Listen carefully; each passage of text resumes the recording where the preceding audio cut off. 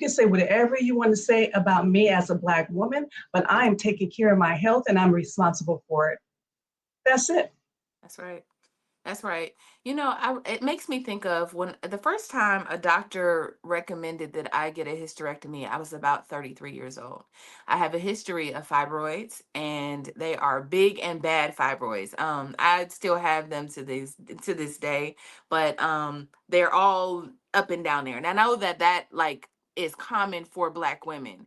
And so one of the first things that when I walked into the doctor's office, he was like, "You're still young. But if you don't have any children, we could just take your uterus. We could take your uterus. We'll leave. We'll do a partial. You know.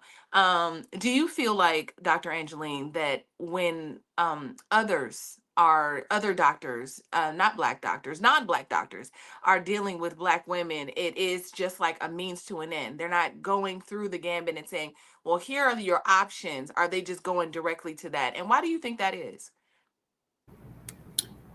I think it can go either way, right? I've had some great experiences with those who didn't look like us, and I've had some not so great experiences with that and those that look like us. I remember I went into a doctor's office one time, and when I walked in, I had got hurt on the job, and so they sent me to the doctor. It was a big sign as you walked into his office that said, "You and I will get along very well as long as you remember that I am the doctor and you are the patient." I was like, "Oh God, we're gonna have problems already." I could already see it. And Mm, as soon as I got into that office, he talked at me, not to me, mm, didn't hear what I had to say. And I had to go because of my job, right?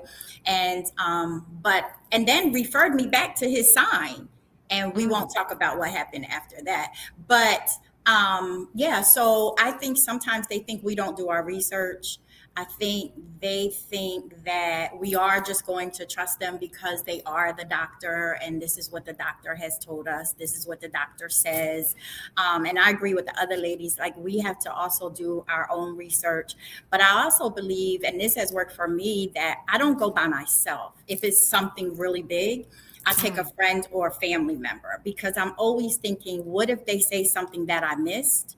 And that I might not hear. And being in the advocate justice world, to me, having somebody there that will advocate for you, that will advocate on your behalf, I think is another way that will assist us when we go into these spaces. And I think too, when they see maybe a couple people coming with you, that kind of makes them think a little differently, like, oh, it's not just her, right?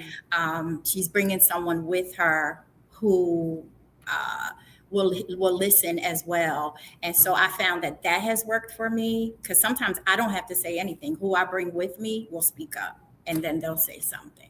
Yeah, I love that. That makes me think of, remember during COVID, and I think this was part of why so many people passed, but your family couldn't come into the doctor's office with you. Like a lot of people went in and they were not fine. Maybe they were sick, but we didn't know what was happening to people. And before you know, it's like, "Sorry to inform you, your loved one has died," over the phone.